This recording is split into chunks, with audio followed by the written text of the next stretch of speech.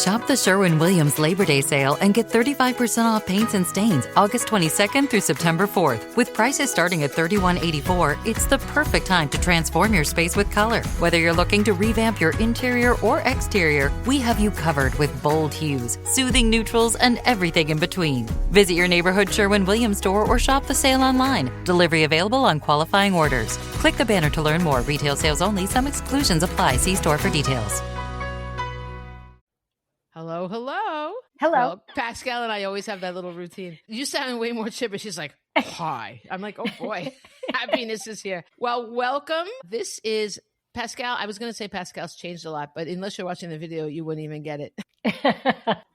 So this is my great friend, Gae Polisner, and she is an author and, like I said, a friend. We met many years ago. I guess we started out on Facebook, right? I guess. Yeah. Through Paul.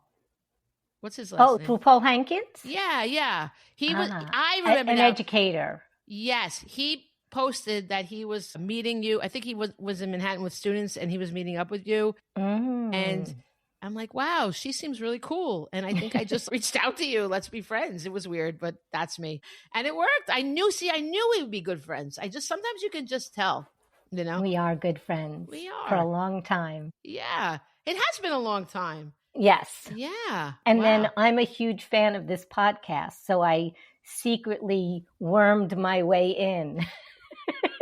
I'm very happy that you're here. We were actually going to do an extra episode, but then Pascal had to do something. She couldn't make it. So I said, well, let's do an official episode, you know, and this is going to be great. So Pascal is off doing what she's doing. She's very secretive. She's a CIA spy. She might be. Wouldn't that be hysterical? Oh my God. Anyway, I'm really glad you're here. And I'm going to do I have this new little intro I do. And I say, and this is Life in Jest, a show where we subscribe to Chaucer's sage words in the Canterbury Tales. Many a true word hath been spoke in jest. I came up with that when we had a guest a couple of weeks ago. And I was like, I want to sound a little more, you know, a little more than engaging than just our usual laughter in the beginning. And I said, you know what? That's pretty good. I think we'll keep that. I like it. It kind of ties it in because sometimes I feel like, is this show really in jest? But if you look at it that way with Chaucer, it's true, you know?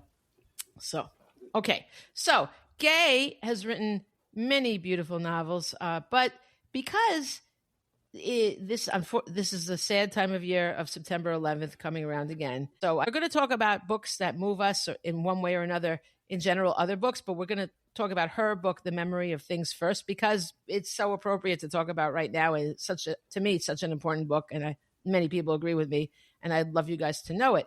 But before we actually talk about the book, do you remember where you were when you found out what happened at the World Trade Center? I remember exactly where I was, and partly because I talk about it so often because I go into classrooms. Makes sense, yeah. And stuff, but I think I would remember anyway. But it's kind of just an interesting question because it is already more than 20 years ago, which is it's shocking. Madness. It's shocking, yeah. And so when I go into schools to talk about 9/11, these kids weren't even close to alive. Yeah. When it happened. In fact, I went into a camp this week to do art and talk and do writing, and the kids weren't even alive during the pandemic, some of them. It's like amazing how fast time goes. So I do remember little kids. Yeah. Wow. 5-year-olds don't fun. Remember really the lockdown. Yeah. I can't even believe that was fun. When you just said that, I'm like, it can't have been 5 years ago, but it was. You're right. Yeah. Right? Wow. Time flies whether you're having fun or not. Yeah. Not my quote, somebody else's. So I remember where I was, and I talk about where I was a lot of the time, so it stays very fresh. But I have 2 sons who are now 30 and 27, and the 30-year-old was in his school around the corner from here, and I had just dropped the 2-year-old off.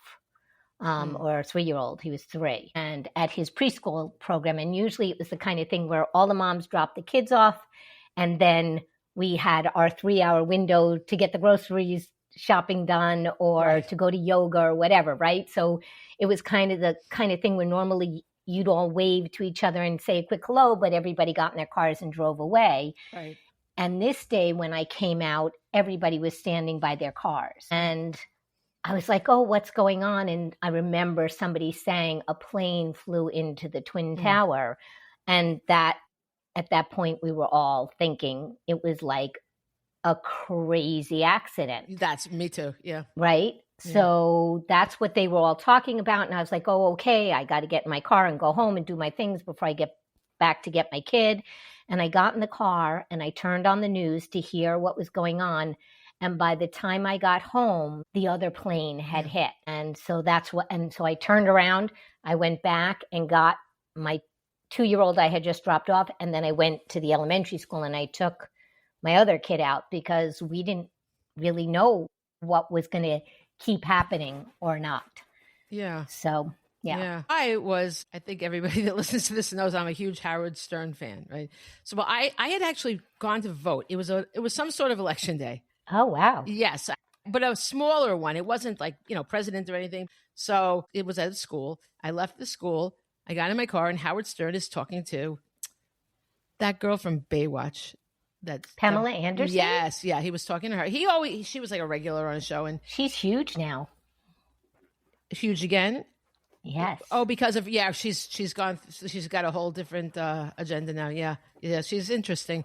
In the middle of the whole thing, all of a sudden, Howard goes, stop. A plane just flew into the World Trade Center. And I was like, that's not funny. I said it out loud. And he goes, I'm not kidding. He must have realized everybody was saying that. And so there was just like this. And I was almost home by then. And my ex-husband was, we were married at the time. And he was inside. It must have been before our store. We had a store that opened at 10 o'clock. So it must have been 9 something, right? When it happened? Yes. Yeah. So I came in, I guess we would have gone to work because we had kids. They're 5 years apart. And Casey was like in a preschool type of thing. And then Michael was in regular elementary school, similar to your kids.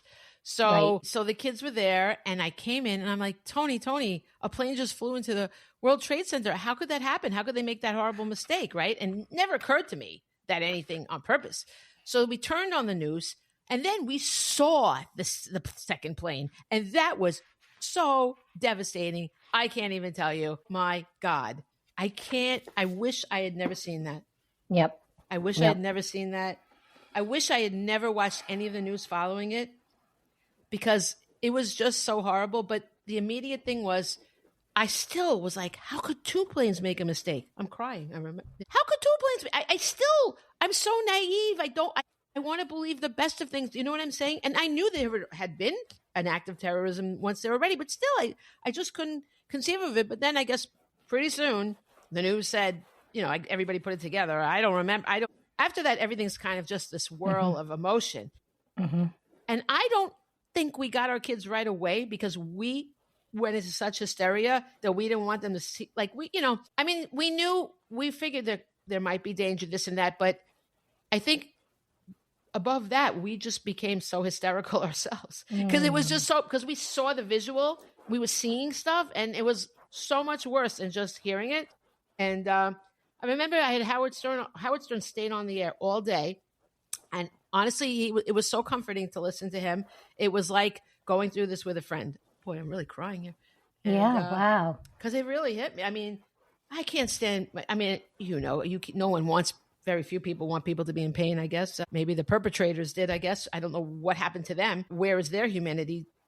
By the way, this is what I write about. I write about every book I write is the question is why do people hurt each other in one way or another? And I just can't imagine how you could raise a child to hate people so much that you want them to kill people. Like, I can't imagine that. So I guess this thing really hit me in my core. And that was hitting me worse than even any imminent fear of survival. But also, we're on an island. Like, where are we going to go? You kind of need a boat. And we have a dock, but we didn't have a boat. We're going to swim. I guess we could have. I guess thinking back, I'm like, maybe we should have called and tried to get a boat or something, or get people together. And, you could call up Freeport, get one of those big tour boats or whatever and come on over and pick everybody up. But we just weren't thinking clearly at all. You sounded like you were thinking clear enough to get your kids. What did you do with your kids after you got them? I know so like you, I think I turned on the news first and quickly, I mean, we had never seen anything like what we saw that day. And it's so interesting because perhaps because I talk about it more often because of my book, my trauma has been dealt with more than your trauma has been from it, because we do all have, just like with the pandemic, we all do have really strong trauma reactions to stuff that happens to us like this, because I remember the newscasters were different than we had ever seen newscasters be, because they were crying. They were trying to get information and reporting information that they then had to retract. Right. We did not know if another plane was going to come down. So that's why I got my kids. And you could smell the smoke very quickly on Long Island, where we both are, but I'm out in Suffolk County, so I'm further away, and we could smell the smoke. You could hear fighter jets starting to go overhead. They had stopped domestic flights and from leaving or landing, except in specific places. And they had said that if a domestic flight entered airspace it wasn't supposed to enter, they had the right to shoot it down. It was like, people don't realize how very traumatic it was. So, oh my God. Especially being so close, right? You know, Right. Yeah, very, I think, different in New York than it was elsewhere, just because of the immediacy of being able to have the sensory reactions to it that other people in Kansas didn't have, where you were hearing the planes and stuff. But it was a gorgeous day out. It's something all of us who lived through that day talked about. It was a picture perfect Tuesday. Yeah. A lot of the covers, including the cover to my hardcover, are this blue color. And we think that part of the reason that the artist who did the covers, this is a guy named David Curtis, and it's my favorite of my book. I really, really love it. Yeah. For those who are listening and can't see, the book is The Memory of Things, and the I in the word things are the Twin Towers. And when I saw that, I cried. That was like really emotional to see. Really evocative. Yeah. But it was this blue, perfect, cloudless day outside. And so I picked the kids up, and I didn't want to be inside, and I didn't want to be tempted to turn on the TV or the news or anything. So we played wiffle ball out on the front lawn. And I remember calling my husband and saying, like, come home. I want you to come home, because he was in Nassau County, closer to the city. And he called to tell me that he was going to come home, but he had to drive one of the lawyers at the firm he works for home, because his brother had been in one of the towers that's at Cantor Fitzgerald, so he couldn't drive his car. Oh my God. So that's awful. It was really very immediate. I mean, hopefully we'll get on to happier things, but it is hard for kids this age. This book is for young adults. It's hard for them to understand what we've been through. And yet a lot of them grew up always hearing about it. They all know what 9/11 is, but they really couldn't understand the intensity of it and how it changed the way we view the safety of our country. Yeah. Yeah. But I have a couple more things to say before we talk about the book. Giuliani was the mayor. Yep. He went down there. Okay. And most people would run, and he went down there. I have to say, it's hard to equate that man who was so that was amazing that he did that. It was amazing that he did that. And he said, we'll recover. We don't know how. And he was there. How could you equate that with the man that became what he is? Like, he must have some sort of mental illness or something. That's all I can say. But that day, Giuliani was a hero. Yep. I think of him now. I'm like, am I wrong? Because I can't picture the guy that I know now doing that, but it was him. It was him. Didn't he also go on Saturday Night Live when they came back on the air? Because I remember that was a big deal to figure out when shows that were comedies should come back on the air. Because I don't remember that. Saturday Night Live, I think, skipped a couple of weeks. I don't know. I don't remember how long. I don't talk about that in the book. But there was no programming to be found except for news for a while, like the day of and the days after. It was just news. We didn't have as many channels, and it was news 24/7. Absolutely. And it was also the beginning of the news scrawl. that Was would that- say, but we didn't have that breaking news scroll on the Oh, we news didn't? 24/7 like I we didn't have now. realize that. Huh. Yeah. Wow. I don't know if I like that. It's No. I never know where to look. I really don't watch the news. I guess it's just too upsetting. And it's like Howard Stern will tell me, and you came out and the people told you, if something happens, people will tell you. You will find out one way or another. So, but the other thing that always struck me was going into Manhattan in Penn Station, and they just had a wall of pictures of people that were missing. Yes, and I talk about that. It was a lot of places. It was also, the story takes place primarily in Brooklyn Heights, that's where my main character Kyle lives. And on the Brooklyn Bridge in Brooklyn Bridge Park, there were just banners everywhere and candles and flowers and names and people, because people didn't know whether their loved ones had made it out of the buildings or not. It's just awful. But all right, so tell us about the novel and what brought you to write, whatever order makes sense for you to say it. Yeah, so I guess, the book is about a 17-year-old kid who's a senior at Stuyvesant High School, and he and his class, basically, as the story opens, he has been sent out of Stuyvesant, and when the story opens, he's on the Brooklyn Bridge, because what they did that day is, if you lived above 30th Street in Manhattan, they sent you home, but if you lived below that, they sent you across to Brooklyn, because they didn't want you downtown where there was smoke and toxins and everything. So Kyle lives in Brooklyn, so he's going across the Brooklyn Bridge when the story opens. As he's trying to get home, like so many people on the bridge, he tells the reader that his mom and sister are in California, where they've been for the end of a summer program that his sister is at, and they're supposed to be flying home that day. So he's coming across the bridge. He's like, oh my gosh, my mom and sister are supposed to be in a plane in the air right now. And his father is a New York City police detective who is with the Joint Terrorist Task Force. So he knows that his dad is on his way into the buildings or in the buildings. And so he goes home, and the only person at home with him is his Uncle Matt, who also is a New York City police officer. He is with a different, he's not Joint Terrorist Task Force. He's with the groups of officers who do things like talk people off the bridges if there's somebody who's going to jump. So he's a different kind of guy, his Uncle Matt. And Kyle is he's the person Kyle is closest with.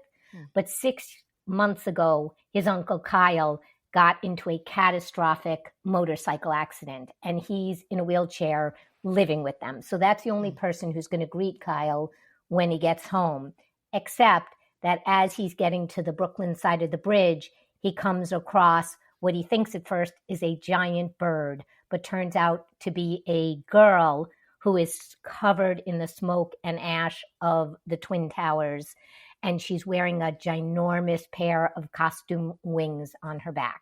It's pretty clear she's out of it. He doesn't know what's going on with her, but he doesn't want her to stay on the bridge, and so he brings her home with him. And what unfolds in the book are the next 4 days trying to figure out who this girl is, why she's in the wings, what he's going to do with his Uncle Matt, who's in a wheelchair, whether his father's going to come home. I feel like David and I have been watching old episodes of Soap.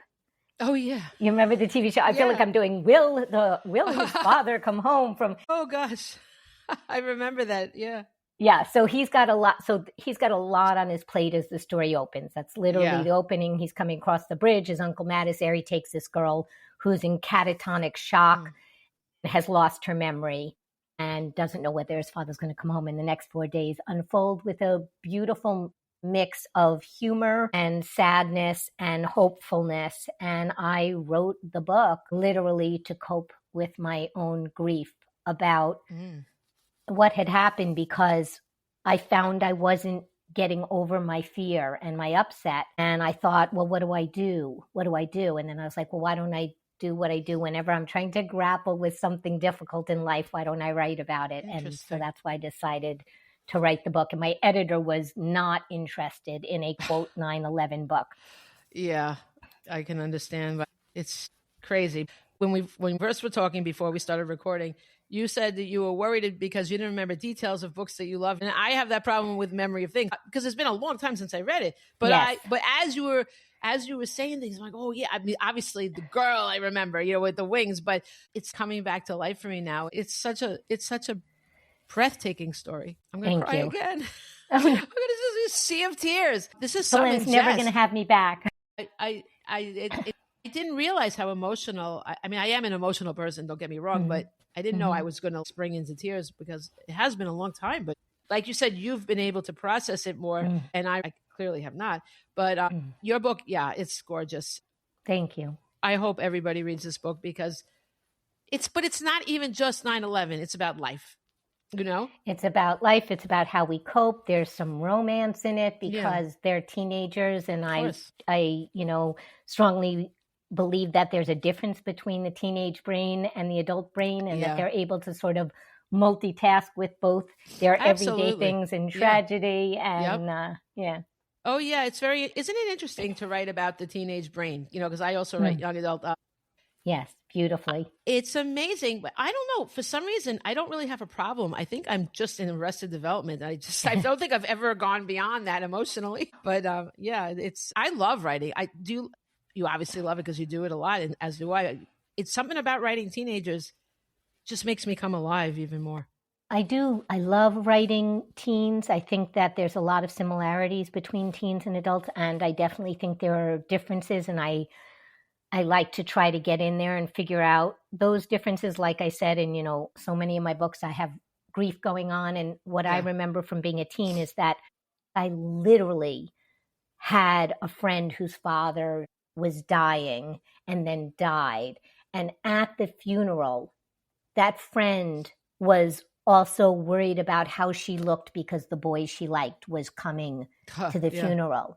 And I remember thinking to myself, about that incident as an adult and thinking, like, as an adult, we wouldn't be able to worry about how we looked on that kind of day or whether the boy we liked was going to show up. But when you're a teen, your brain can kind of compartmentalize and do all those things. So I like to get into that stuff. I love teens for their honesty and their bluntness. And I am finding that as we enter this new sort of phase of the last 10, 15 years of life, that I don't know that I can write about teens as well as I used to. I'm kind of shying away from it because they view the world so differently now than we did. So, for example, there's a scene in The Memory of Things where Kyle and this girl have been together for several days, and he's really her protector, but he's also forming a crush on her.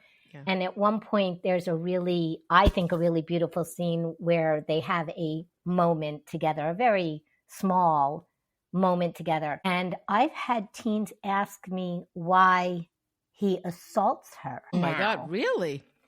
Yeah, because he doesn't specifically say, "Can I kiss you?" Oh, wow. Which is the newer etiquette, the new.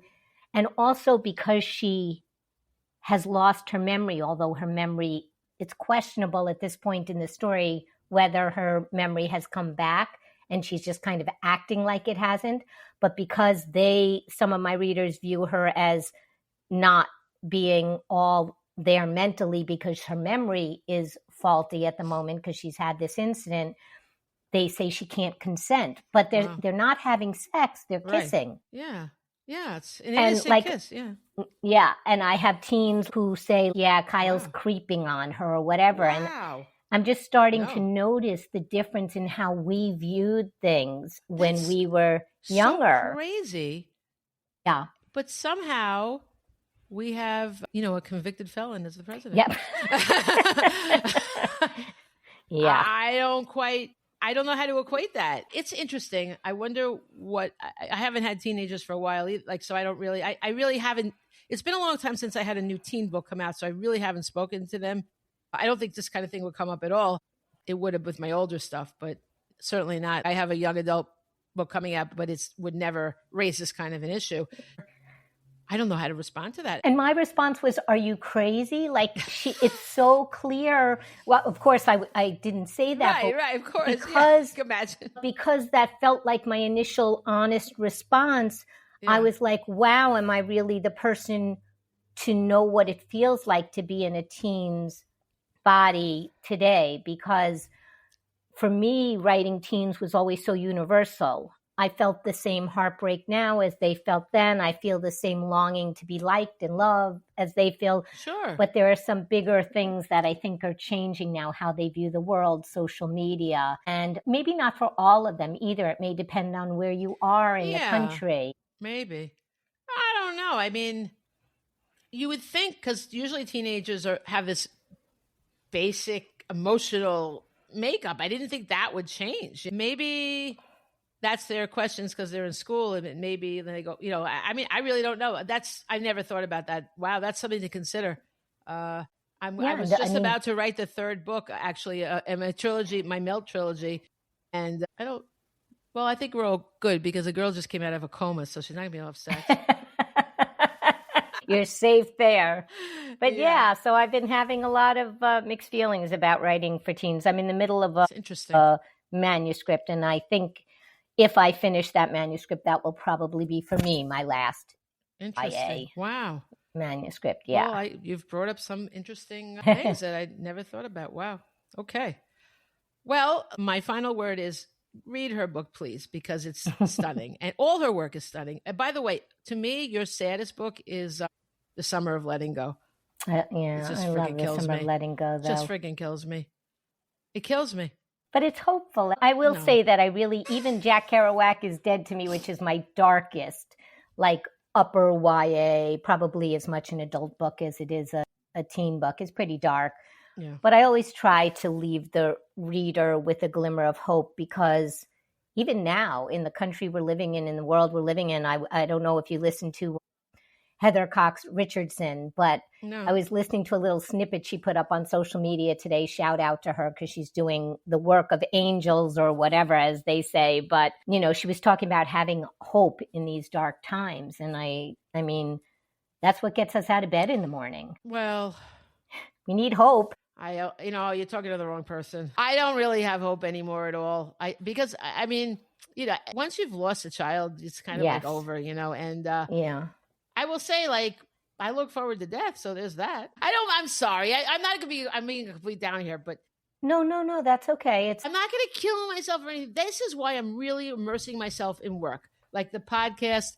I do these things. I make sure I do them because it gives me purpose. I have to, and people tell me how much they love it, right? So I feel like I have to be of service to people and myself. I have to be a purposeful person. Otherwise, that's it.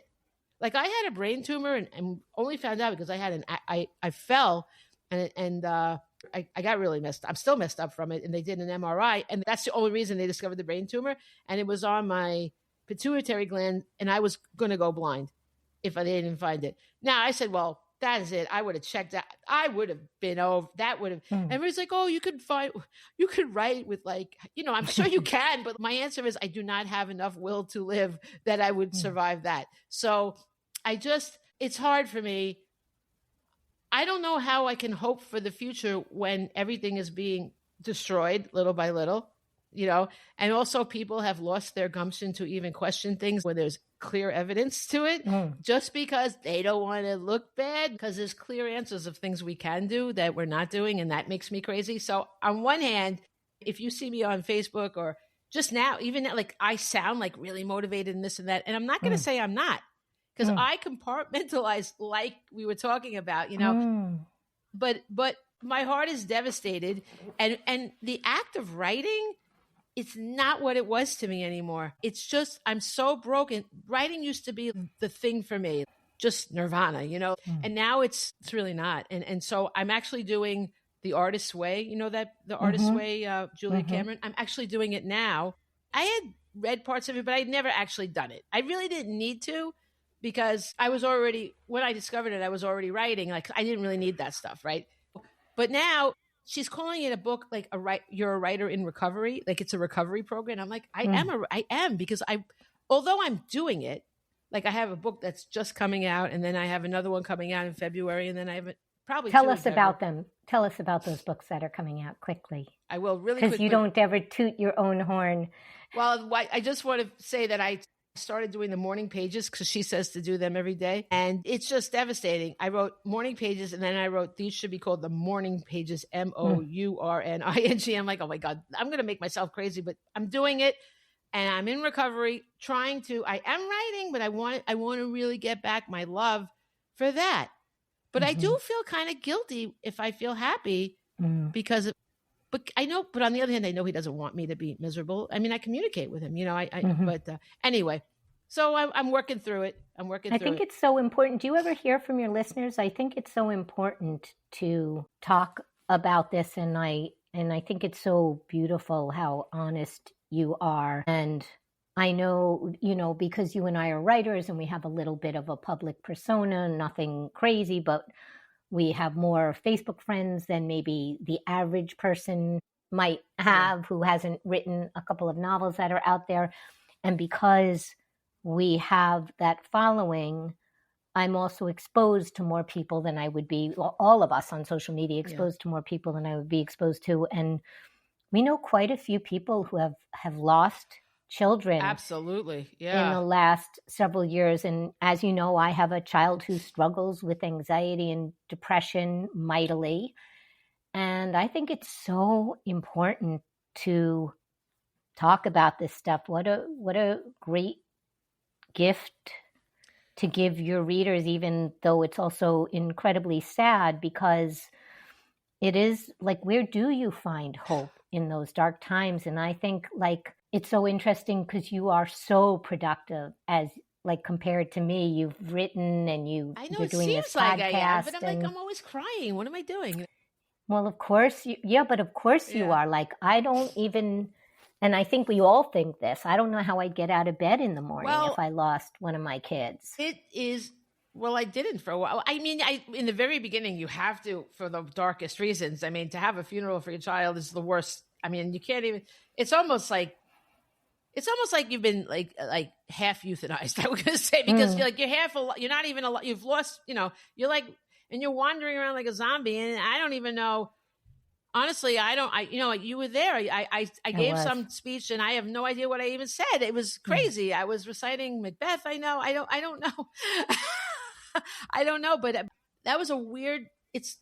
You can't even think. So I think they should have a funeral or a memorial, maybe 6 months later, where you can at least think. The whole thing was insane. But I don't know. I do communicate with him. I sleep. I have these sticks. I communicate with him with these rods. And he look, watch. See how he hugs me? He hugs. I know you guys. Well, maybe that'll be a clip, but he hugs me. He does that. I don't do it. And if I didn't have this, I would die. I just would.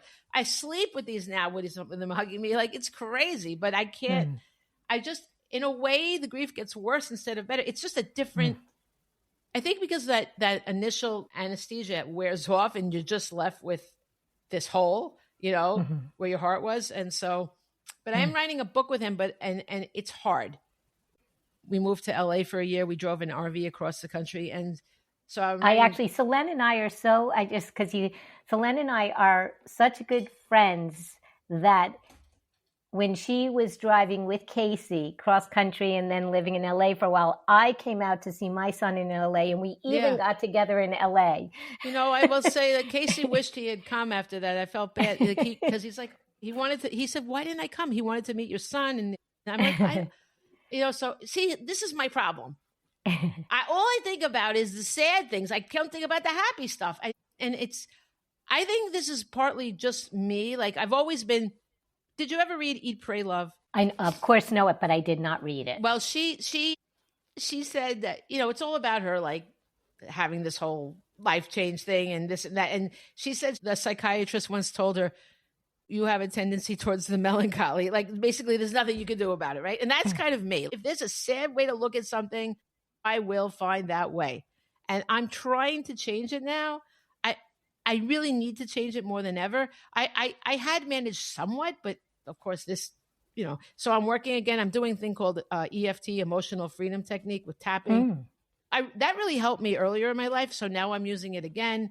and doing the morning pages. But all that to say, but you know what's interesting, Selene? I feel like you have told me multiple happy stories about Casey. So I think it's true. You're also hard on yourself. I am. I've been, you know what I've noticed lately?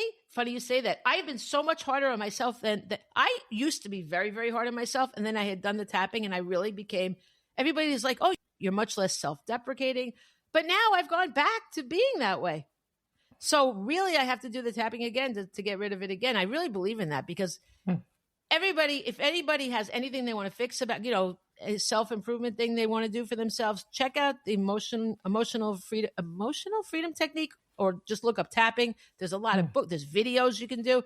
Let me tell you, is amazing. I'm just getting back to it. And you can feel the vibrations of the energy. It's stunning. So I highly recommend that. But so I'm going to write the book, but it's taken me a while. And I've got an unfinished business. Is it about Casey or is it about? We're writing it together about our last year. It's called Our Last Year. Yeah. Oh, wow. Yeah. So that's beautiful. It's all free verse poems. So, which is funny because, I guess it's funny. It's funny. But I have a book of free verse poems coming out in February. That is the saddest nonfiction book I ever wrote. It is so painful. It's about this woman called Henrietta Wood. Doesn't it sound like a book you want to read? It's so painful. But it's about a woman named Henrietta Wood she has a happy ending, but it doesn't make up for all the tragedy she had in her life. Nothing ever could. But she wound up getting the most reparations for being enslaved ever to this date. Okay. Which wasn't a hell of a lot, but it was enough money to send her son to law school. So thankfully she did have that. And you know what? She got to be free with her son, and she got to see her grandchildren born free. So thankfully, she had this beautiful end to her life. But her life was so tragic because she was born enslaved. She was born they lived on the Ohio River. The thing about the story, it's all free verse, and it's all about the river being on, like the river running through, and the arbitrariness of being born on the wrong side of it, right? If she had been born on the other side, she would have been free. And her enslaver actually owned a ferry that went back and forth. But of course, she could never get on that. So she's watching people go to freedom back and forth. And it was so hard. That was my pandemic book. I might have been writing other things, but that was the main book I wrote during the pandemic. So imagine me sitting all by myself, and just writing the saddest book. And it was so crazy how I even found out about her. It was pure luck, really. Literally, I was like, well, I don't have anything to write right now. What should I write? I Googled little known American history or something like that. And it came up only because a guy had written an adult book about her, which actually won the Pulitzer Prize. And stunning book. My book is called Twice Enslaved, Liberty and Justice for Henrietta Wood. Because what happened was she finally was freed by a miracle after much torture. And then 5 years later, she was tricked to cross the river again and was re-enslaved illegally. Because they don't care about your freedom papers when you're over there. You know what I mean? It was. What years was this? Well, it was, you got me, kid. I'm really bad with dates. It ends on, she is ultimately liberated on Juneteenth. But the second time. So, and when did she die? Oh, she had a long period. Like, she watched her son go through law school. She had grandkids. So she had a good, at least 20 years before Are the grandkids died. Still alive now? I don't think the grandkids are alive, but she definitely has family out there that didn't even, but somehow I know that after the story came out about her, some people didn't even know the whole thing, maybe because she was back a few generations and no one really talked about it. But it's just, talk about writing pain. Okay. To know that you're putting someone in a carriage, she's like, la, la, la, she's being tricked. This landlady was getting paid to do it. The landlady was supposed to be paying her for cleaning, never did. So she didn't have to pay her. And so she got money. She decides to be part of this plan to kidnap her, to put her in that carriage and take her. I felt like I was kidnapping her. I was tricking her. And it took me like probably a solid week just to write a few lines to get her across that river again. It was just horrible. Horrible. And when she found out, oh my God, it's just so sad. And they take her to this boarding house and she's overlooking the river again from the wrong side. Oh my God. it's gut wrenching. It took me so long to write. I guess poetry does take long anyway, because it's the essence.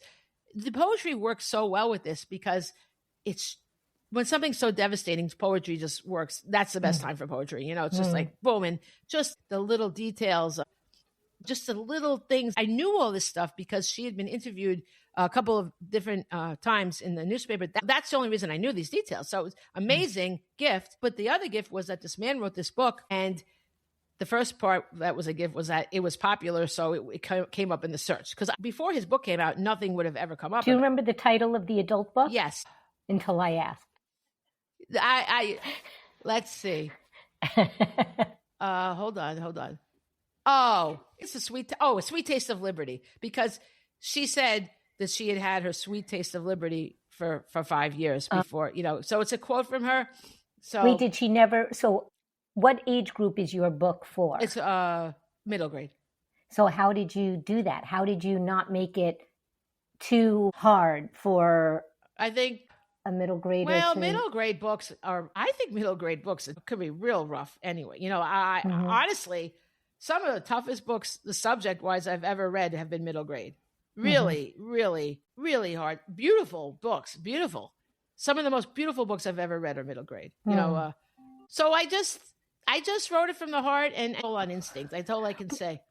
But it's a funny question that I asked anyway, because one of the things that the multiple editors I shopped the memory of things to until I finally found an editor who wanted to take it is they were like, kids don't want to read about this and it's too dark to read about. And I was like, first of all, it's secondhand for the kids. Right. It's dark for you to read about because you were there. Yeah, I don't find it at all. For them, that it's way. just story. Yeah. So probably I'm asking a question I know the answer to when I think about it. I'm really fortunate to have an editor that doesn't care about, she just looks at the story and says, this has to be told. I work really well with her, Carolyn Yoder. She published my first book, and that was not a question. It was just like, let's do this. I wish everybody could have a great editor like her that just gets to the heart of things. Really amazing. She gave me my career and taught me so much because I met her through Highlights. Highlights Foundation. They used to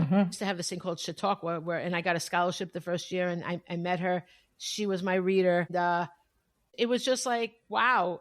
They say when the time is right, the teacher will come, or whatever that thing is, right? And it was perfect because she is an amazing teacher, but she's also like a taskmaster, right? And I would not have been ready for what she was throwing at me earlier when, we all try to get published and this and that, but I wasn't ready for what ultimately would lead me to get published, to really dig deep into the stuff like she taught me. I wouldn't have been ready earlier. So it was the perfect time to meet her. And we're really great friends.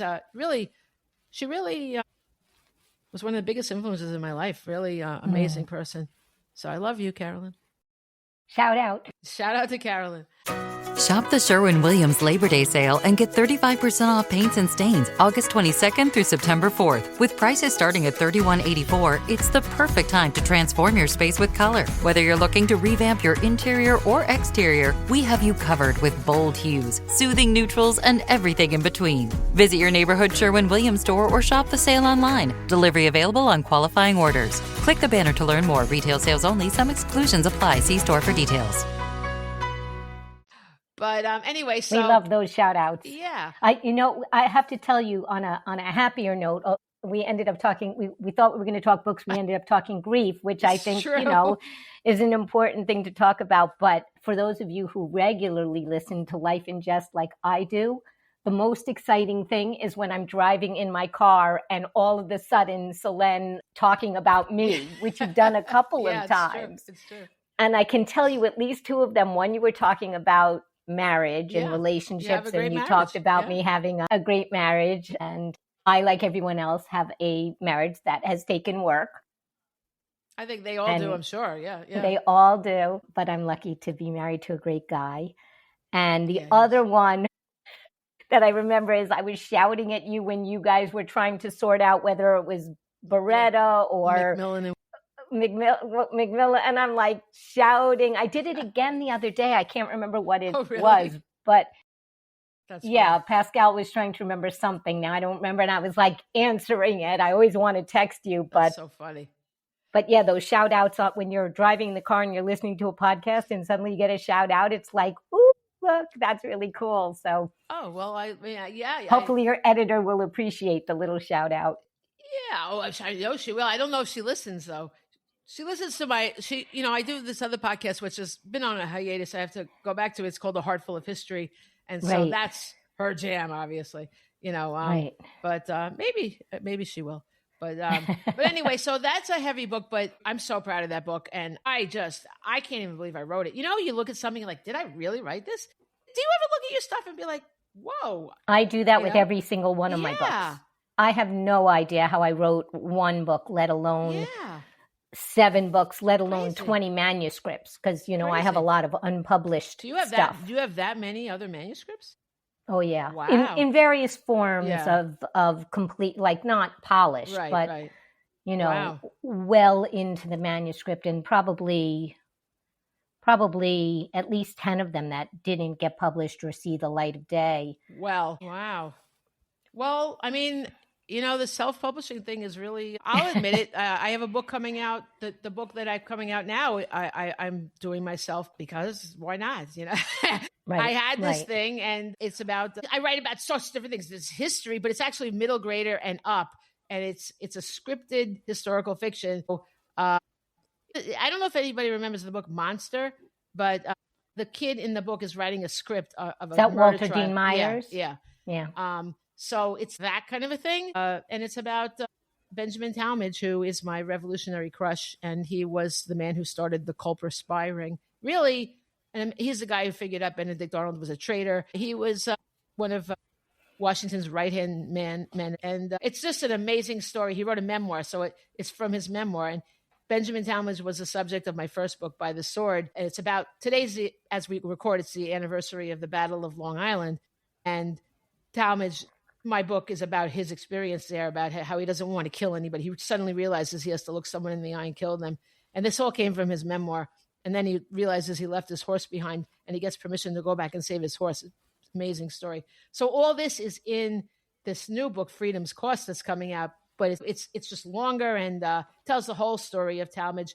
And it's really, what do you have to sacrifice in order to be free? And you don't even realize he wishes for vengeance for a loss early on. But then when he gets it devastates him even further. It's just complete annihilation. I write such uplifting things, but it's a great story because we have to think about these things: vengeance, or are we willing to fight for a certain thing? Or there's a million in a war. It's funny because I'm a pacifist, basically, but in a war, it's interesting to write about people because there's no time to put on any airs. So you're really getting the real person. So as a writer, that is fascinating to me. I love to look at people with the masks off. That's what I it's just when it comes to nonfiction, because when it's fiction, I know what their mask is. So it's different. Right. But when you're exploring real people, it's endlessly fascinating. And so I'll tell you about the third book, which it was a miracle, finally got published. It's getting published. Well, I think I told you about this, but it's being published by a small press called the Wild Rose Press.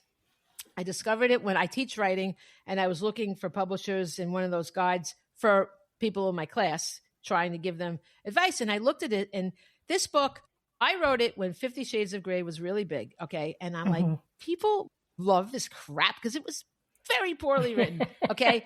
Very, very poorly written. It was fan fiction of Twilight, which was garbage, right? So you got garbage made out of garbage. And I'm like, I can't believe what is going on here. And it was weird because there are a lot of other books with sex, but for some reason, this particular book hit, right?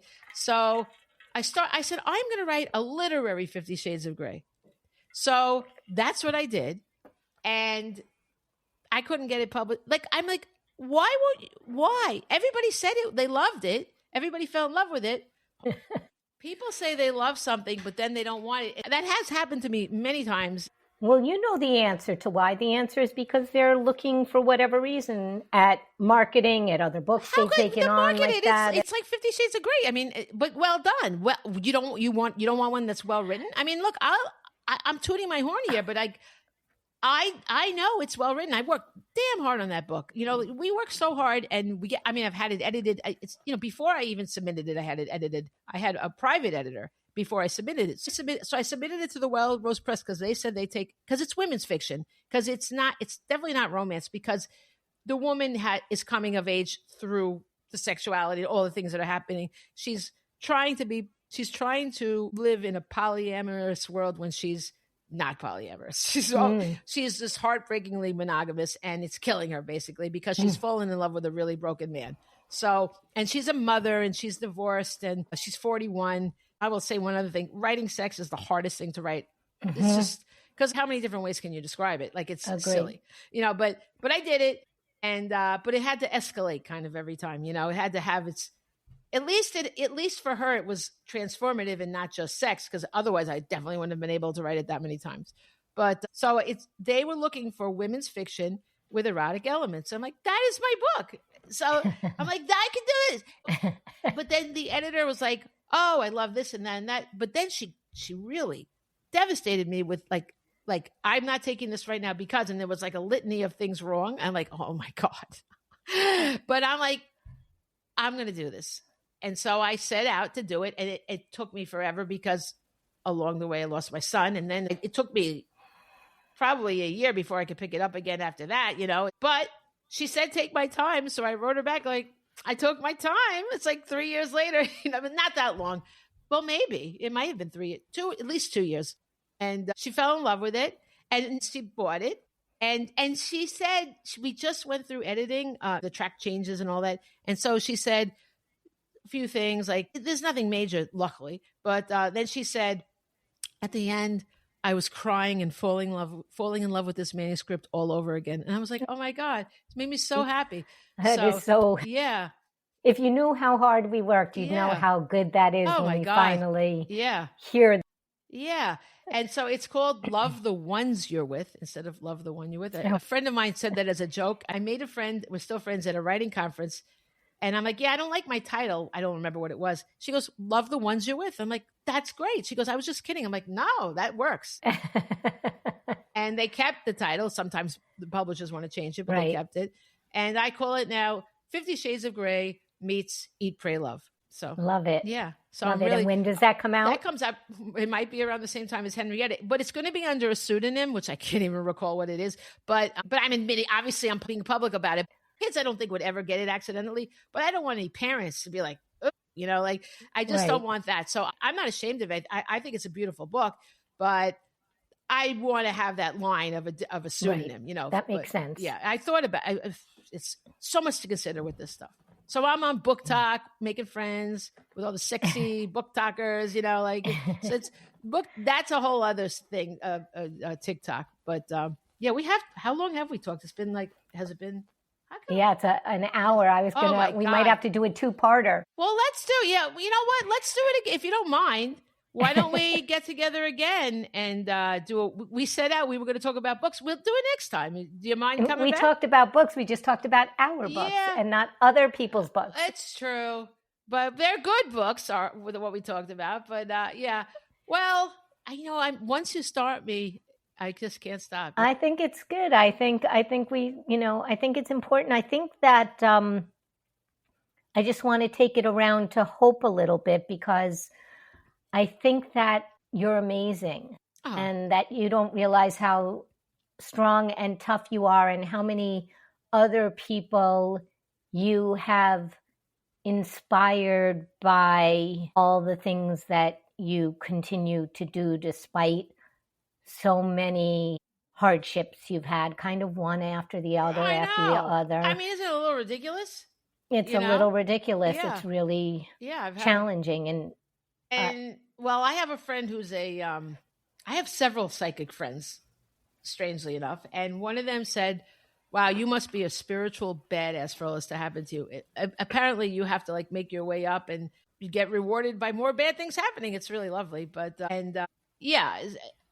it's just ridiculous. And I still, if you're a person who follows you or, is friends with you in various places, as I am, you still have the things that bring you sort of peace, if not full on joy, like the water and the birds and the raccoons that come to your porch in the winter that you feed, right? Oh, yeah. Like I'm always watching, like, Selene's got a little video and but I think it is like, I think that's actually what a lot of my books are about, which is that the way we tackle grief is not necessarily with the big things. It's by just holding on to some of the little beautiful things in our world. And it's true. Thank goodness, no matter what goes on, there are plenty of those beautiful things, go for a walk at the beach and go for a hike in the woods, or, some pretty cliche things that are gorgeous. I think I like the most cliched thing of all. I love a sunset. I just love it. Right? The colors, because they're constantly shifting. The way you just want to capture that moment, but you can't hold on to it, right? And even when I try to film it, it never comes out as good as actually seeing it. And it's just such a miracle that it's even happening, right? The thing I'm doing, Artist's Way, you're supposed to have a date, like an artist date with your artist self once a week. So I think I'll just go on my dock with a glass of wine and watch the sunset. To me, that is being creative. I get inspired. So there are a lot of beautiful things, and I do appreciate them for sure. I see you appreciating them, and that's, I think, all you can do. I mean, I think that your grief from probably the biggest loss there is, on top of multiple other losses, to think that grief is going to go away, and I know you don't, but to like somehow berate yourself that it doesn't go away. I think I'm berating myself because I know logically none of this is my fault, but as all of us are primal animals, and irrationality is really what rules us, no matter how we try to fight that, so I have to work on that more. I know, but I can work on being kinder to myself, but I know I'm irrational. As a matter of fact, I always say there's a fine line between a lunatic and a novelist, right? I think we're the most irrational because we have to be, because you have to be irrational to be creative as well. So I think everyone is, but we might be the most. So I don't have the answers to any of this stuff. It's all very interesting. I don't know, but I just want to keep creating. And I want to keep having discussions with friends. I love talking to you. I definitely am an introvert, even though I don't seem that way. It's like I can turn into an extrovert for this conversation. And when I talk about things I love, I can suddenly become an extrovert. But deep down, I'm an introvert, Same. But I need my people still. Like, I need to have a conversation with my friends. Like, it means the world to me to talk to you, and this is basically the same conversation we'd have. Yeah, we are. Welcome to our living room, because this is. But I need people, even though I am an introvert, and that's, the pandemic was really rough. It was so rough. But I get by. I don't know what's going to come next, but I just want to be able to love the process of writing. I can still write. I'm doing it. Don't worry, I have a new contract coming. I'm going to do it. I promise. I'm superstitious, so I won't talk about that at all, but it's amazing. So excited. But the process of doing it is not giving me that joy that I'm used to. And I really want that back. Come on, so I'm doing the writer's way. I like being in recovery for writers. Like, that's kind of cool, like, is it? Yeah, you're inspiring me. I used to have that book in my bathroom cabinet for years, like 20 years ago. And now you're inspiring me to want to go get that book again and maybe do it. You should do because the morning pages thing is actually good. It's like, she's like, it's non-negotiable, because I'm arguing. Of course, I was listening to audio. I can't just listen to the audio book because it's a workbook. But I started out with that. I got it out of the library. You can get audio books from the library. It's pretty cool. But this is new discovery, folks. I really have just recently discovered audio books. Like, I mean, I knew they existed, but they're pretty good. But not for this, you really need the book itself. But she's like, it's not negotiable. And it's great because you write it before you do anything else. I like it because it's giving me a firm task. Because when I wake up, my head's all filled with all kinds of whatever. And she's just saying, throw whatever it is on the page. It's not like you have to write anything good. It's not like, it's to drain out your brain from all the crap that you wake up with, And we know this, but I also think that when you become a quote professional writer, some of that joy gets sucked out of you anyway, too, because you're writing in a different way. You're writing in that way of, is someone going to buy this book? Is someone going to take on this book? Is it going to connect with readers? When you first write, you're writing to pour stuff out of you. So I think some of that gets in the way anyway, but I'm going to try it. I do. I still write that way, but then I do force myself to edit it heavily. You're right, because you want it to sell. It's true. Right. You should try it, and we can compare notes on it. Like, so far, I did the pages today, and it's good because I did start writing about stuff other than just grief. Like, it was weird, but it's just a stream of consciousness. She says, don't read them again, put them in a folder. So I did. I feel good. I feel like I'm doing something. Everyone probably knows that I was addicted to all these murder shows like Dateline and all these things. I'm not doing that anymore. I feel like it was misery loves company. I just want it, and so now the spell has broken. I don't need it anymore. And now I'm listening to like entrepreneurial, because I'm exploring the self-publishing besides being traditionally published. I'm exploring how those people, there's an amazing podcast called, what's it called? The Creative Pen. It's by a woman named Joanna Penn, who is an indie writer, publisher. Fascinating. You don't even have to be an indie writer. You're learning about creative process and marketing stuff that works no matter whether you're indie, because I'm certainly going to use it for my traditional stuff as well. So I'm being very proactive and thinking about how to flourish. So I think I'm really making headway. I really do. But I'm battling those voices inside, so that's where the tapping's coming in. So I am doing it all. And I'm very proud of myself I can't believe I just snapped out of those murder things. Like, I just snapped out of them. Isn't that funny?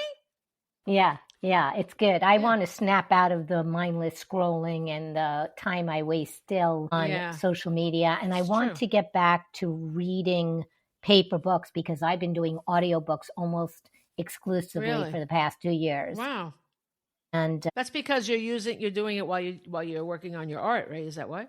Or when I'm driving, but it's actually just because my eyes are old. I need to find the right glasses. If I don't have the glasses near my bed, and then by the time I get into bed, I'm so tired that I read 3 pages and I fall asleep. Exactly. So I do an awful lot of audiobooks, but I really I was such a fast reader. And I'm just not a great reader anymore unless I'm listening, and I really want to get back. I miss the feeling of picking up that book and being able to focus the way I used to be able to focus. I know what you mean. That's one of my goals. Even when I pick up a book, sometimes I find myself just like going over the same lines over and over again. I'm like, I didn't absorb these at all. Why? That is strange. Selene and I were going to talk about books today, and I said to her, this is my favorite book, but I can't tell you what it's about. This is my favorite book, but I can't, I love this book so much. Because we remember the feelings that it gives us and everything, but we don't remember every detail, because actually don't get me wrong, plot's important, but it's kind of beside the point. What really matters is what a book gives you, like what stays behind. And it's never going to be, because, this ABC. It's going to be because of the characters. You fell in love with those characters, and you just were changed because of them. In some way, a book that we love changes us. It could be in many different ways, but it stays with us. And we're not carrying it because ABC happened. We're carrying it because we fell in love, Yep. So with either the characters or the writing. Sometimes both, it's just I think. about... I'm going to say I have to appreciate the writing to really love a book. I'm a bit of a snob when it comes to the style of writing. I think because I demand it of myself, and I really like good writing. I'll stop reading a book, even if I find the characters okay. I will stop reading it because I'm like, just writing. But with one exception. But I'll also have the experience where good writing isn't enough. It has to be writing that feels like they've done something. So I just read my friend Richard Martin's book. It's called, I'm going to tell you the proper name of it because it's actually a long name that I confuse sometimes. And I blurbed the book for him, but it is called I Inherited a Mixed Animal from Uncle Living in Woods by Richard Martin. The thing that hooked me with this manuscript, it was writing I had never seen before. He created a whole language. He like this kind of backwoods character. He created a whole town, a whole world that is both familiar and completely unfamiliar. He went with it. Wow. He was able to just like fully go with it. And I was Wow. like, wow, I couldn't do this. That's tough. Yeah. I couldn't do it, but I admired it so deeply. So sometimes for me, and I'm sure for you, it's not just about a beautiful sentence, but about the ability to create something that I could only strive Yeah, that's true. Yeah. to do. Yeah. No, of course, the two things go hand in hand, but that sounds like a really good book. Wow. Yeah, it's like almost like Ibsen or like Theater of the Absurd from, that. Yeah, that's really, amazing. really good. Do you know Ibsen's dying words? No. You made me think of it. He had a nurse, he was very sick, and a nurse came in and said, "Oh, you look like you're doing better." And he said, "On the contrary." And he died. That's fabulous. Yeah, I learned that. I was reading Looking for Alaska, and the character in that book, that's what he does. He like learns people's, like he's into. Am I having a deja vu that you've talked about this, or am I just remembering it from when I read Looking for Alaska? I don't know, but I probably told you that I stopped reading it because it kept saying before, and I'm like, when will it be after? Like, see, that drove me insane, and I couldn't read it anymore. But but I did. I love John Green. I don't always love his books. Yeah, I just couldn't handle it anymore. But I did like learning the last lines of people. Like Kennedy said, John Kennedy, right before he got shot, the crowd was cheering. I mean, this is all paraphrasing. I don't know the exact words, but the crowd's cheering. So I think it was the governor, whoever was sitting in the car, also said, "Wow, the people of Dallas love you, Mr. President." And he said, "That's obvious." And then dead. Oh, wow. Yeah, it's pretty ironic, last words of people. Yeah. Yeah. But, yeah. I wonder if you know that it's going to be your last words. And I don't you think strategically he didn't decide. Know. He didn't know I've done that. Die. I've done that with Facebook. Not that I think I'm going to die, but I've done like, I'm going to put this post up and it's going to be my last post. That will be the last. And sometimes it's like something profound, but sometimes it's like something really dumb. Yeah. And I'll be like, wouldn't that be funny if that's just the last post I ever made? Huh. This dumb thing. Yeah, I don't never really think about it for myself. That's funny. Yeah. But I don't know. I don't know what I think maybe we should all plan what someone should post about us. That would be a good one. Right? F you all. I've had enough. Look, I'm being clean on my podcast. I've heard you guys use language. I thought I was going to today, but we were tame. Yeah, I mean, I don't know. I don't censor it. Well, Pascal really likes to curse. I'm not going to lie. I do too. I mean, sometimes I do too. Yeah. Well, next time we're going to make a point of it. We're going to curse. That's it. We'll curse more next time. We're going to have to drink or something. I hope I bring some new people to your podcast because I really have found it to be like a comfort food. Well, thank you. Thank you. So, I think that sometimes I understand why people just want to watch someone else sleep, not literally, but metaphorically. I brought us right around to the beginning. We were talking in the beginning how there's people that get paid to be watched while they sleep. Yes. And paid well. Yes, if you're just joining us, that was the reference that you had heard it on Howard Stern, right? Yes, that that people get paid. But I think that in a world that feels too big and unmanageable, sometimes there's just comfort that comes from listening to two people chat authentically. Yes. And I have really gotten that so much from listening to your podcast.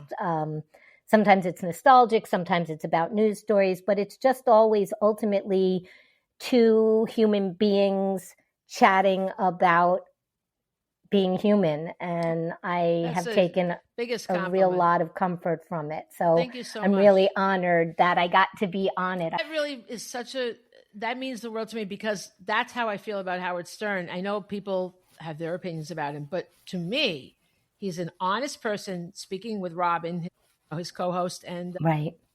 That's my comfort.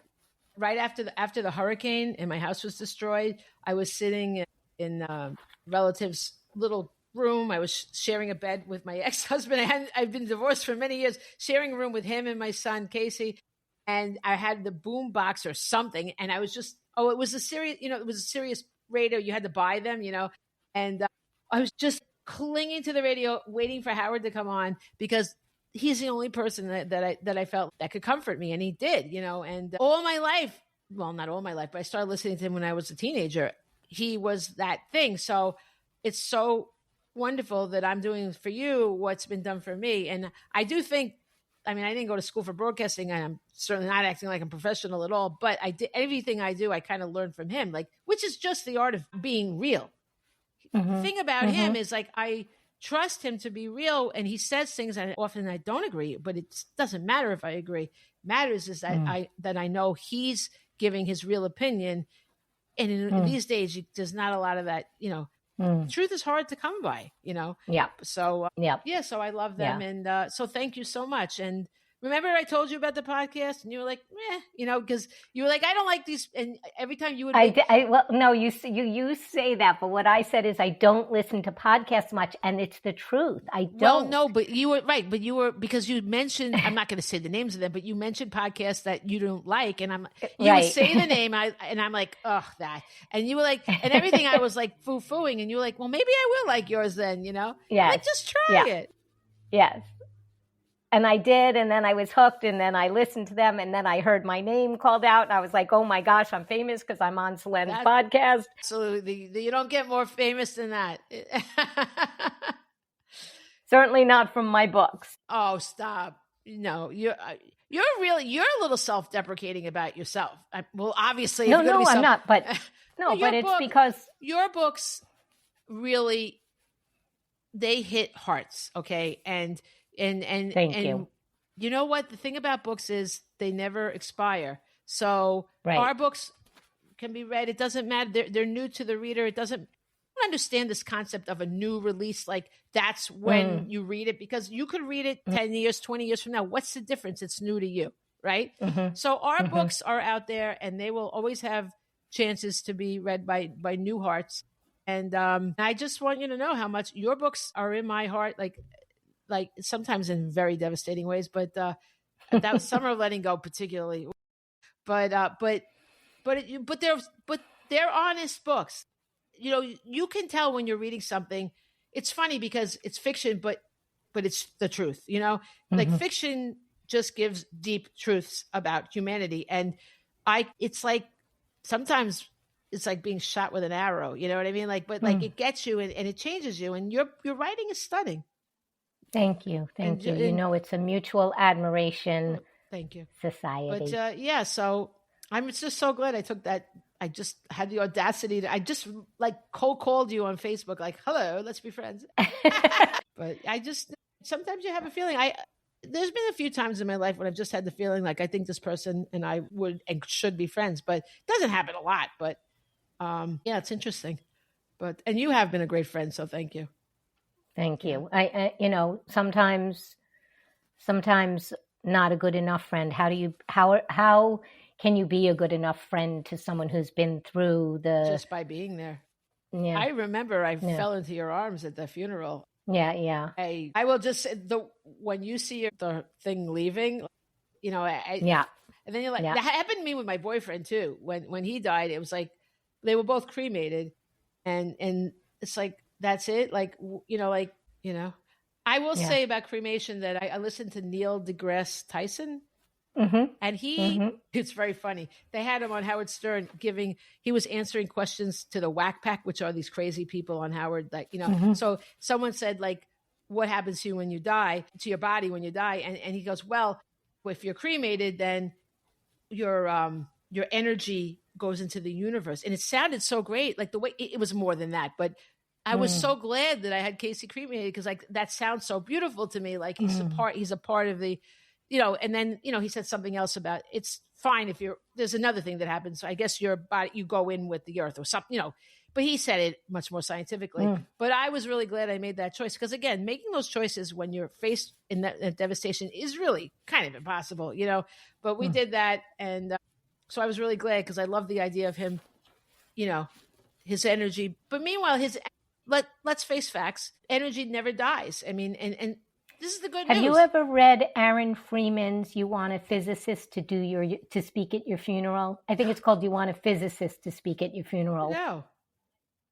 When you put clips of this up, or when I'm ready to share the link to this podcast, I'm gonna also put up a screenshot of his. I think it's probably the number one piece of reading I've done. it's not long, to make me feel more hopeful in the face of loss and death. And as I was saying that, I also recently saw a quote from Selene. What if we just stay here for like 24 hours and see how many people stick with us through the end? We're just never, people are like, phew, the podcast is over, I can go, and we're just talking about something new. You know, but I want to, people can listen in pieces. They don't, it's okay. It'll be fun. But so Jeremy Renner, the actor who had like this really catastrophic accident, like he was run over by a multi-ton. So recently I saw a quote from him. Somebody was asking him, because he apparently died and then was brought back, and he remembers dying. Oh, I didn't know that. And his answer was, I was so pissed when they brought me back. Yeah, I've heard that. So, which is not encouragement to die. Right. It's just to say that this is not the end, and which is. He found such peace wherever he was, and he was in so much pain, and he must not have felt pain. Right. Because that was his quote. His quote was, I was really pissed when they brought me back. I hadn't heard that, but I'm not surprised, because you hear that kind of stuff. I know, I communicate with Casey. Obviously, he exists somewhere. But if you think about it, energy never dies, right? Right. So of course, we still exist. So these bodies will be gone. So what, right? Right.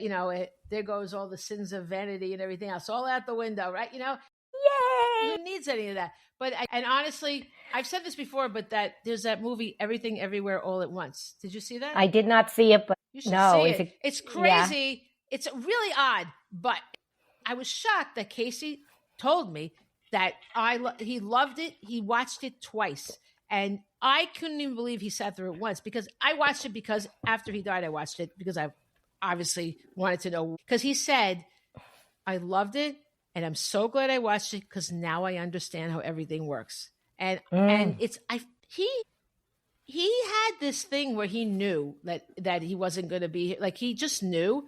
And toward the end, I kind of knew too. But so that movie really does, because everything is all at once. It's like, that, what is that called? The quantum physics and all that. But so like, it's just it's a crazy movie. I don't know, some of the choices, like, I don't know why you did that, but the idea that you always wind up with the people that you're meant to be with in the universe. I know it's true. He's promised me I'm going to be with him.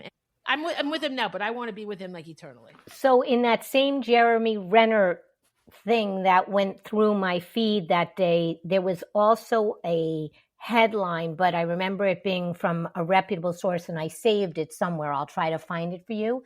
But they said that science is catching up with the metaphysical, and one of the things that they're learning scientifically through people who have passed and then come back is that we do actually reconnect with loved ones and they're saying, but now they're saying scientifically, like metaphysical people always were saying that. Yeah. I mean, that I love.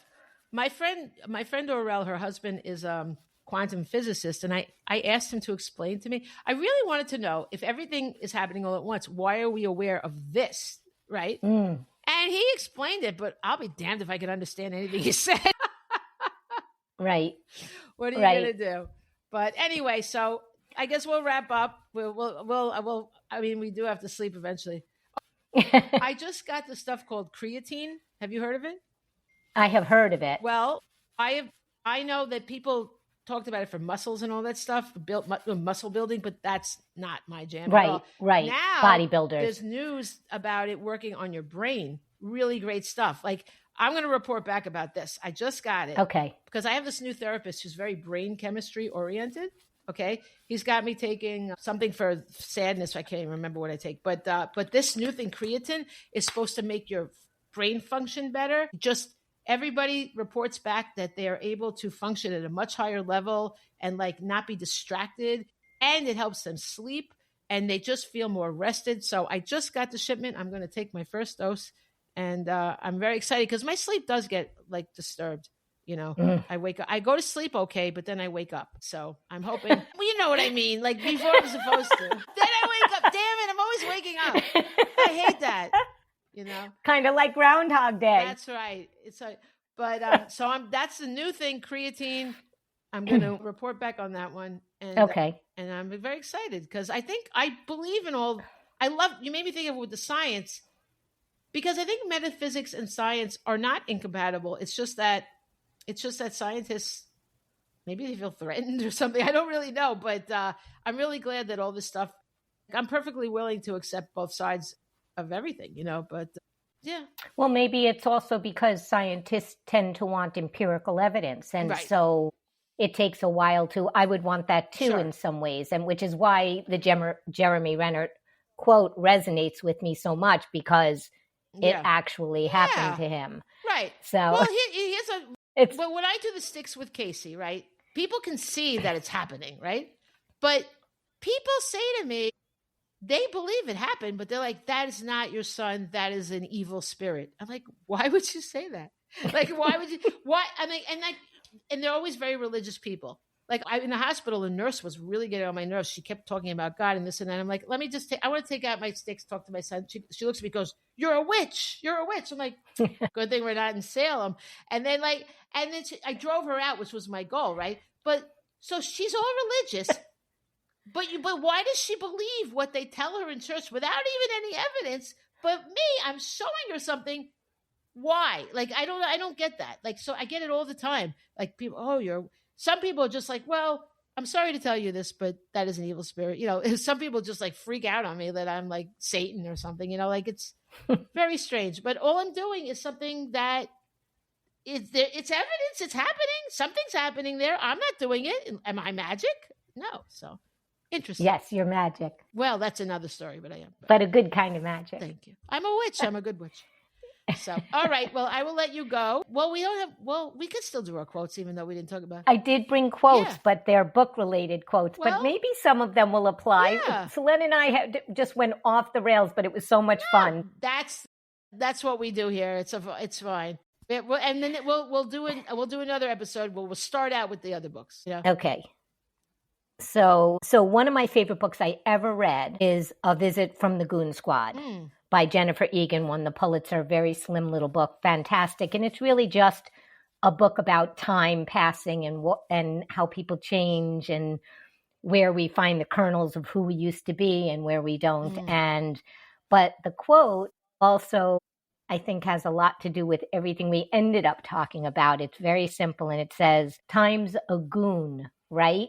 You're going to let that goon push you around? That's good. Love that. Yeah, that's really good. And here's one from another one of my favorite books ever, and one of my favorite authors. I've read, I think, everything he's ever written, with the exception of maybe one or two books that were scary. And that's William Goldman, who wrote The Princess Bride. But I've read, people don't know the amount of books he's read. Really? Written, sorry. And he was always one of the writers that inspired me to write. Oh, wow. But this is from The Princess Bride, which so many people love. Did you guys talk about The Princess Bride on here? No. Okay, so the quote is, life isn't fair. It's just fairer than death. That's all. That's good. It's great, right? That's very good. And then the other one also from The Princess Bride, I can even see the scene in my head. I'll leave you with this one. We'll never survive. Nonsense. You're only saying that because no one ever has. That's great. Excellent. Excellent. Well, I have only one from George Orwell, and he said, good writing is like a window pane. And I like that because once I was talking to an editor, and we were having a disagreement about what we want the reader to see when they read. And I said, well, I think of the reader as being in a car and they can look out whatever window they want. And he said, no, I want to tell them what window to look out. And I don't agree with that at all. I wanted. And it doesn't matter because the reader will take what the reader takes. So you have no control over it anyway. This is not my editor, Carolyn. This is a different editor. Yeah, he's a bit of a control freak, I guess. But yeah, so that's what I like to do. I just like to show a view, and people can look at whichever way. So, but I love that. Thank you. Well, thank you so much for being with me. And we're destined to have our part 2, and I'm excited already. And this has been a really lot of fun. So let's just say goodbye officially on the recording. Goodbye, everybody. Goodbye officially. Thank you for listening, guys. Really appreciate it. Bye-bye.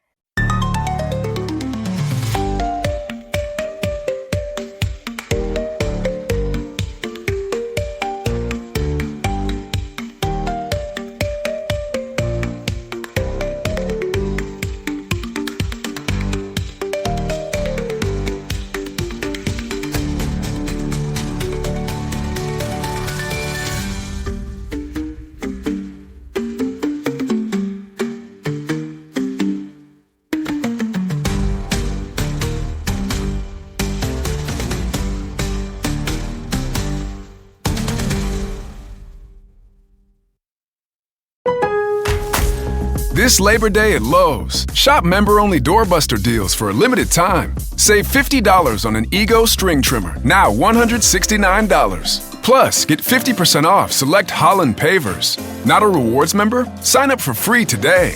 But hurry, Labor Day doorbuster deals won't last long. Lowe's, we help, you save.